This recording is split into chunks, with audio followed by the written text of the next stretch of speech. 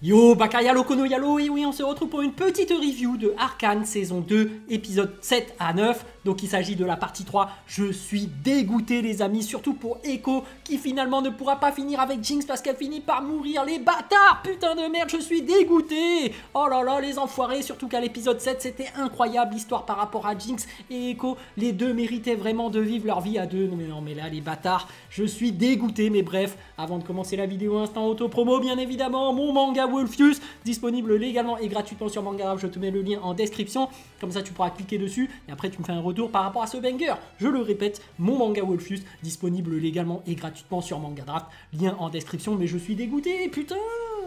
Mais pourquoi vous l'avez fait mourir Jinx à la fin? Juste par rapport à Vander en plus, alors que c'était terminé l'histoire par rapport à Victor et Jace. Mais ils l'ont quand même fait mourir. Je trouve ça bâtard. Je trouve ça vraiment des enfoirés. Voilà, Jinx méritait de vivre tranquillement sa vie amoureuse avec Echo. Vous êtes des bâtards, surtout qu'à l'épisode 7, c'était incroyable. Et en plus, c'est confirmé, la mort d'Isha. Isha est vraiment morte, je suis dégoûté, putain. Mais pourquoi ces choix, en fait? Moi, j'aime bien les histoires qui se finissent bien, tu vois. Parce que finalement, Vi et Caitlyn finissent ensemble. Enfin, tout est bien qui finit bien pour tous les autres. Mais pour Echo, bande de bâtards, Jinx est morte. Donc alors peut-être que pour plus tard, il prévoit de faire un truc où Echo va aller dans les mondes parallèles pour essayer de retrouver une Jinx. On verra comment ça va se passer, mais bon, là je suis quand même dégoûté puisque apparemment Arcane c'est fini, ça se termine sur ça, Jinx est morte, dégoûté. Voilà, mais il n'empêche que c'était plutôt pas mal ce qui était par rapport à cette fin de saison 2, mais c'était moins bien que les épisodes 1 à 6. Donc le 7 c'était très bien, c'était incroyable, hein. Petit monde parallèle où se retrouve Echo, j'ai kiffé. Là franchement on avait envie de vivre la même chose qu'Echo. C'est-à-dire que là, une belle histoire d'amour, très bien racontée. Tu sentais qu'il y avait un feeling qui se créait entre Echo et Jinx. Déjà, quand ils étaient en train d'étudier, c'était un peu les préliminaires. Et puis enfin, cette fameuse soirée où, effectivement, là, tu as la musique de Stromae, incroyable. Ce petit bal d'étudiants où finalement les deux dansent et finalement s'embrassent. C'est beau, c'est magnifique, belle histoire d'amour. Je suis dégoûté par rapport à ce qui va se passer par la suite parce que finalement Echo est obligé de quitter ce monde, il cherche à rentrer chez lui et malheureusement sur son dernier instant il voit Jinx Powder avec l'autre Echo et il se dit putain ça je pourrais plus jamais le revivre et les bâtards il pourra jamais le revivre. C'est vrai par rapport à la suite, mais on va y revenir par rapport à cette mort de Jinx qui n'était pas si ouf, hein. Moi je trouvais que c'était pas émotionnel, c'était nul, alors que là on ressentait toutes les émotions tout au long des 7 épisodes, voire 8, c'est vraiment le dernier épisode qui était pourri. Je trouve que la fin est peut-être un peu trop rushée, ils auraient peut-être pu raconter plus de choses. Bref, par rapport à cette dimension parallèle, en fait, on apprend qu'il y a aussi un multivers, finalement, il y a plusieurs mondes parallèles, et que finalement, Jace, eh ben, il a atterri dans un autre monde. Jace qui a comparé à Echo qui a atterri dans un monde où tout est beau, où voilà, il a la meilleure version de Jinx, où finalement Powder est une gentille étudiante, même pas étudiante, elle est barman, en fait elle s'en sort pas mais je sais pas trop pourquoi, mais bref, où effectivement Silco est tranquillement avec comment il s'appelle le père là, Vander. Ils se sont pas disputés, c'est cool, franchement tout est bien, à part le fait que Vi est morte, mais bon après il y a Hermep Winger, je sais plus comment il s'appelle, bref l'espèce de petit nain scientifique qui finit par mourir, qui lui-même avait vécu 3 ans là-bas, il était avec sa guitare, très, comment dirais-je, il était cool, j'aimais bien, il y avait un côté nostalgique, un peu à la... mince, comment il s'appelle, là je fais une review à l'arrache, un peu comme le sorceleur là, tu sais il y avait une vibe de la musique, enfin bref, on retourne par rapport à Jace, et lui par contre par rapport à Echo il vit l'enfer. Alors là, je comprends pas ce que ça a voulu raconter, le mec il tombe dans un fossé, et à l'intérieur du trou, bah, le mec il a la jambe pétée, on dirait qu'il est plus ou moins en train de bouffer sa propre jambe, tu fais putain on part dans du cannibalisme, mais on est où là, c'est bizarre, c'était, je savais pas ce que ça voulait raconter, mais au final, il remonte au niveau de la falaise, pour rencontrer le Victor du futur qui lui en fait a tout vécu et il peut même voyager à travers les mondes, j'ai l'impression, parallèles, puisque il dit qu'à chaque fois bah, ça se passe mal en fait, parce que vu qu'il est devenu omnipotent par rapport au pouvoir du Shimmer qu'il a fusionné avec le pouvoir de l'Estec, bah, finalement il est devenu omnipotent, il peut connecter tout le monde entre eux et finalement on voit que toute la cité finit par exploser et que tout le monde finit dans un état bizarre de robotique machin, puisqu'ils sont tous connectés à lui et que finalement lui tout ce qu'il trouve c'est de la solitude. C'est que malgré le fait qu'il arrive à vraiment essayer de faire en sorte qu'il n'y a plus de souffrance, qu'il a créé un monde parfait, bah finalement ce n'est que terreur et destruction. Et finalement Jace arrive à ce moment-là et c'est à ce moment que Victor lui confie un espèce de gemme qui finalement est le symbole de ce désastre, et il confie en fait la mission à Jace d'aller informer le Victor du passé pour qu'il puisse s'arrêter à temps avant de commettre toute cette destruction. Donc en fait Jace il sait ce qui va se passer, et c'est pour ça que Jace après quand il revient dans le passé il agit de cette façon et il essaye de contrer Victor parce qu'il sait que ça va mener à la destruction du monde. Donc c'est beau, et en même temps bah, Victor au début il peut pas savoir en fait, parce qu'il se dit j'ai la capacité de rendre tout le monde heureux. Et finalement non. Bon, ça fait un peu Naruto, hein, faut dire ce qui est. Hein. Le mec se prend pour Uchiwa Madara, il veut essayer de faire un Tsukuyomi infini. Voilà, c'est ça en résumé. Et finalement, Jace il arrive, il fait un petit Talk no Jutsu par rapport au futur, hein, toi-même tu sais, mais bon. Voilà, et puis finalement il s'en rend compte, et puis même, voilà, ça fait un peu vibe Naruto. En plus il y a le monde parallèle, à un moment donné on se rappelle que Obito plutôt, bah, il envoie Naruto dans un monde parallèle où il retrouve enfin ses parents. Enfin tu revois la rencontre avec ses parents et c'était émouvant, c'était beau, et je pense que c'est ça aussi qui fait la beauté de l'épisode 7, c'est-à-dire qu'Echo trouve enfin une Jinx qui n'est autre que Powder, qui n'a jamais vécu la violence de tous ces actes de terroristes et tout, et qui est vraiment une étudiante qui est saine, qui est pure, qui n'a pas commis de meurtre, et ils vivent vraiment une histoire d'amour, ce qui est très beau, et ce qui fait que c'est encore plus beau, c'est que c'est un monde parallèle et que juste avant, on t'a fait ressentir la souffrance de Jinx.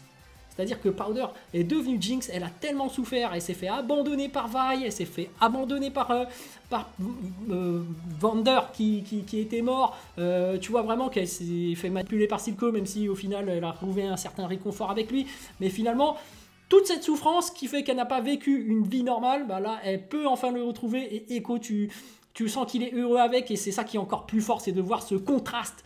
T'as souffert et t'as ce pic émotionnel qui fait que lorsque tu vois cette fameuse danse avec Stromae super bien sublimée et que les deux vivent vraiment une très belle histoire, j'ai eu le cœur brisé en fait. J'ai eu le cœur déjà qui était incroyable. Je me dis quelle histoire d'amour, et puis après rebrisé par la mort de Jinx, je me dis mais bande de bâtards. L'ascenseur émotionnel va dans un sens, puis redescend, puis remonte. Ils jouent avec nos émotions, les bâtards des auteurs d'Arcane. Et c'est très bien fait, c'est très bien fait. Donc je dis bravo à eux. Donc à ce niveau-là, il n'y a rien à dire. En termes d'émotion, vraiment Arcane est très fort. Par contre, épisode 8 et 9, et même ça se déroulait déjà avant, l'histoire par rapport à Ambessa, la Rose Noire, Mel qui commence à se transformer grâce à l'Arcane, elle a des espèces de marquages en or. J'ai pas aimé l'histoire en fait. L'histoire est bizarre, je trouve. Parce que Ambessa, elle est super balèze, mais finalement elle a peur de cet organisme de la Rose Noire, qui finalement lui dit d'attaquer, je sais pas trop pourquoi elle attaque la cité, alors que peut-être que c'est par rapport au pouvoir de Victor, elle se dit peut-être que je pourrais le manipuler, alors qu'il sait très bien que Victor finalement ne la manipulera pas, ne la laissera pas manipuler, puisqu'elle va finir forcément dans le même endroit, le Tsukuyomi infini de Victor. Mais qu'au final, on voit qu'Ambessa, elle lance quand même son assaut, elle tient absolument à sa famille, on comprend rien par rapport à son fils, mais apparemment elle aurait sacrifié son fils pour sauver sa fille, donc ce qui est la valeur familiale lui tient particulièrement à cœur, mais finalement elle continue à attaquer Mel alors que c'est censé être la personne qu'elle est censée le plus aimer et sacrifier tout pour elle, et au final elle combat quand même contre. Ouais, je comprends pas trop, mais au final, lors du combat de la fin, de la 4e Grande Guerre, hein, finalement il y a une 4e Grande Guerre qui éclate, hein, ou Tsukuyomi Infini, Grande Guerre, tu vois que Ambessa finalement se fait avoir par la Rose Noire, que Mel fait sur elle, et en fait après elle le libère de cette malédiction, donc en fait peut-être qu'elle était sous le joug de la malédiction pour lancer cet assaut contre la cité, bref, il y a un flou par rapport à cette histoire, je suis pas sûr d'avoir tout compris, mais je pense que il y aura un spin-off par rapport à ça, hein, pour nous expliquer tout ça, et malheureusement ce spin-off va de bide, parce qu'il n'y a pas de Jinx, parce qu'il n'y a pas une véritable histoire intéressante, je trouve, mais bon... Voilà, je trouve que par rapport à l'histoire de cette rose noire, d'Ambessa, je trouve que c'est mal développé au sein d'Arcane. C'est ça le reproche que je trouve par rapport à cette dernière partie. Je trouve que peut-être qu'ils auraient dû rallonger pour pouvoir plus développer par rapport à ça. Mais bref, avant même de passer à cette histoire, on a une sorte de rédemption par rapport à Jinx qui a été mise en prison. Et c'est intéressant parce que justement, elle pense à Sicko. C'est Sicko qui lui parle du cycle de la haine et que malheureusement, elle commence à culpabiliser. Elle ressent tout le poids de cette culpabilité à cause de Caitlyn qui arrive, qui dit « Ouais, tu me fais chier, j'ai toujours la haine contre toi, mais moi je suis fatigué maintenant, tellement j'ai la haine. » Et elle se dit « Putain, je savais pas pour ta mère, je savais pas que tu ressentais toute cette haine pour moi. » Elle est quand même très humaine. Et finalement, elle décide de mettre fin à ses jours. Et c'est très triste parce que finalement, y a Vi qui arrive pour la sauver. Et c'est ça que je trouve très beau en fait. C'est que finalement les deux sœurs s'aiment et ne s'abandonnent jamais. Et que par rapport au contexte, à chaque fois elles se mettent dans des situations où à chaque fois t'es triste parce qu'elles se quittent. Malgré le fait qu'elles s'aiment, elles cèdent. Et... Arcane ils jouent avec nos émotions, c'est des bâtards. Ils sont très forts et c'est pour ça que c'est une masterclass hein, finalement. À part la fin, évidemment, et ce développement par rapport à la rose noire qu'on ne comprend pas, Ambessa et tout. Mais voilà. Il y a le fameux combat entre Ambessa et Caitlyn qui est très intéressant.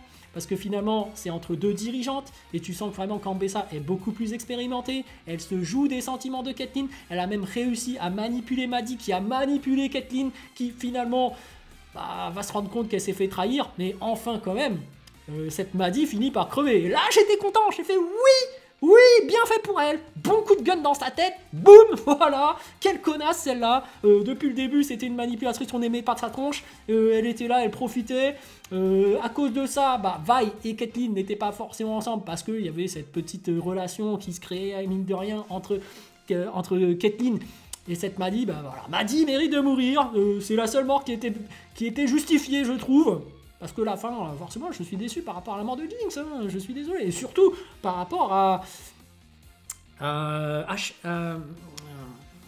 Isha.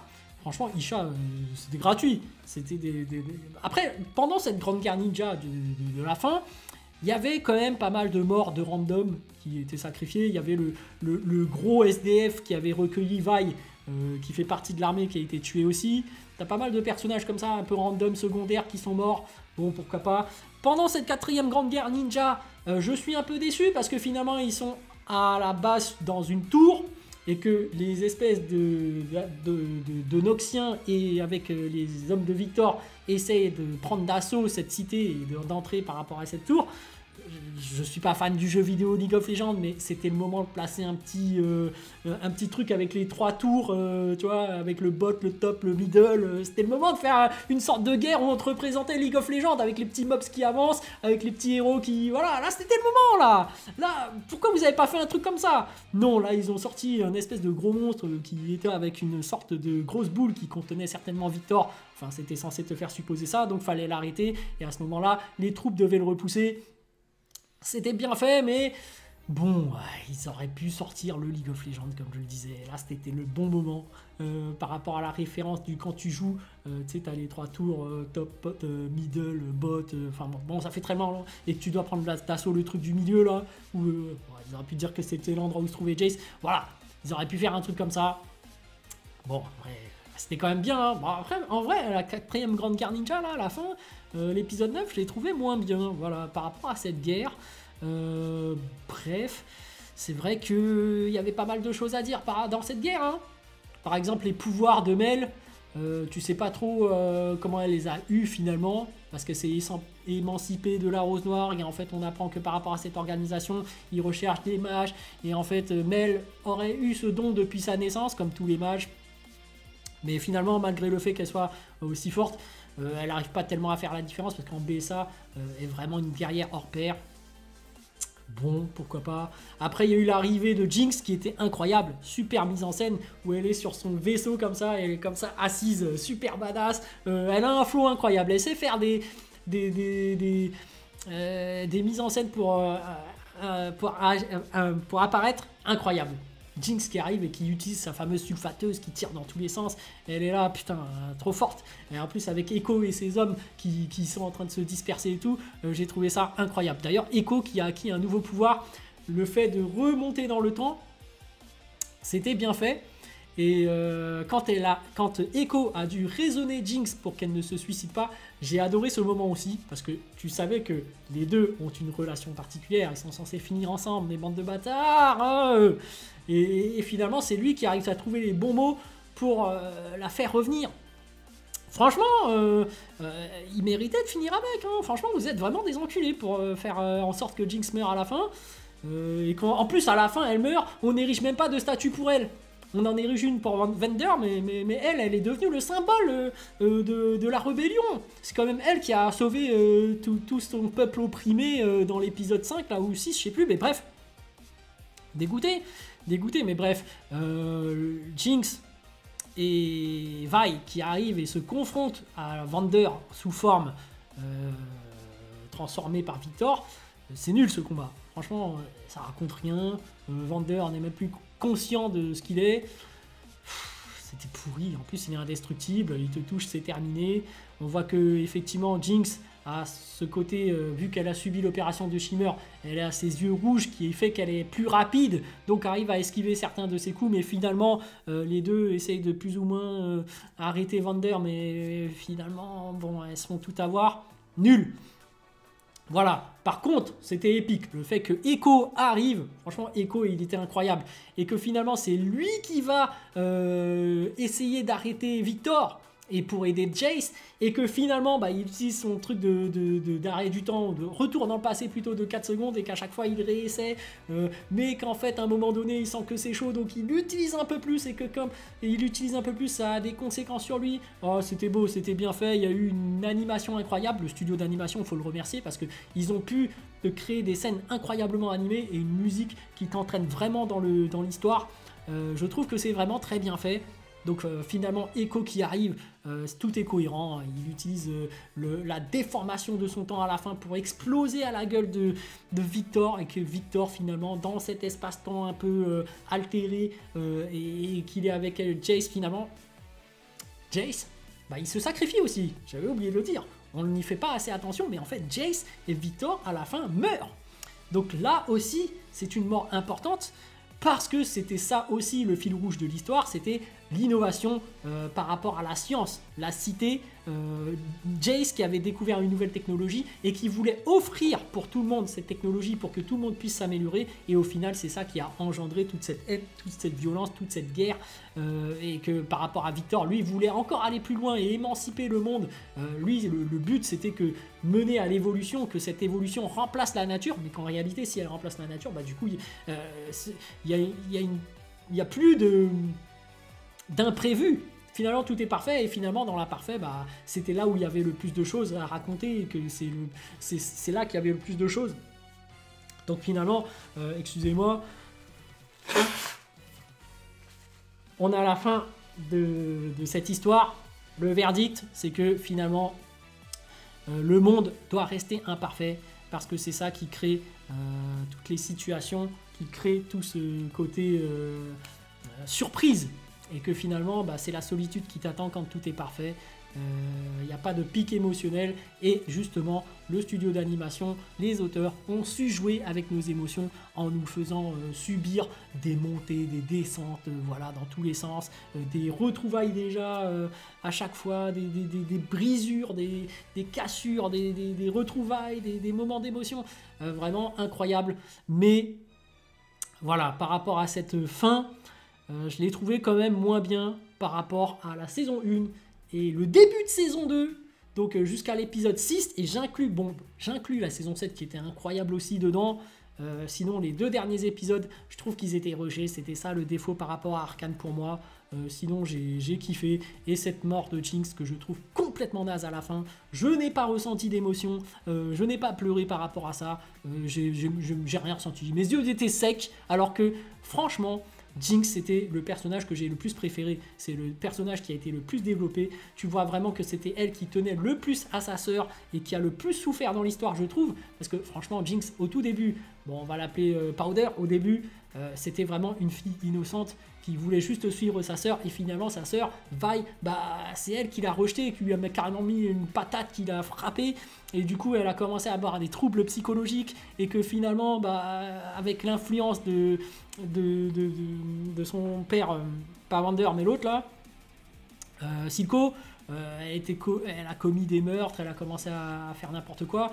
Et bah, forcément, les retrouvailles par rapport à sa sœur fait que y a un contexte qui fait que Vi, elle a ce côté bon cœur qui fait qu'elle n'aime pas la violence, et elle voit que Vi, elle voit que Jinx finalement, parce que à ce moment-là, elle est devenue Jinx, elle commet quand même, elle répond à la violence par la violence, donc du coup, elle commet des meurtres. Elle devient vraiment une méchante, mais en même temps ça se comprend, puisque vu tout ce qu'ils subissent en bas à Zone, bah faut bien qu'elle réponde par rapport à toute cette souffrance. Donc tu vois qu'elle souffre, et qu'en même temps quand elle voit sa sœur qui l'a trahi, et qu'en fait elle revient ensuite vers elle, et qu'elle-même elle revient à chaque fois vers sa sœur, c'est triste, hein. Et en plus après ils retrouvent leur père, mais au final leur père meurt, donc elle était vraiment mal, elle avait des troubles psychologiques, et qu'après il y a Isha qui vient pour qui lui apporte une véritable thérapie, qui fait qu'elle va vraiment beaucoup mieux après, donc tu t'attaches vraiment à Isha, et qu'après ensuite Isha meurt. Putain, les bâtards pour la mort d'Isha. Moi j'étais triste, hein, pour Jinx, franchement, et puis même la fin elle finit par mourir. Je suis dégoûté pour Echo, Bon, enfin bref, cette review ne ressemble pas à grand chose. Je balance ce que j'ai ressenti par rapport à cet épisode 7, 8 et 9. Cette fin était quand même masterclass. Voilà. Même si la fin m'a un peu déçu, mais c'est ça qui fait que c'est une masterclass. C'est l'ascenseur émotionnel. Ils ont su jouer avec nos émotions, mais c'est vrai que j'aurais préféré que Jinx ne meure pas et qu'elle ait une vie heureuse avec Echo. Allez les amis, sur ce, je vous dis donc à plus dans le bus, ou plutôt à plus tard dans le car, ou plutôt à bientôt dans le bateau.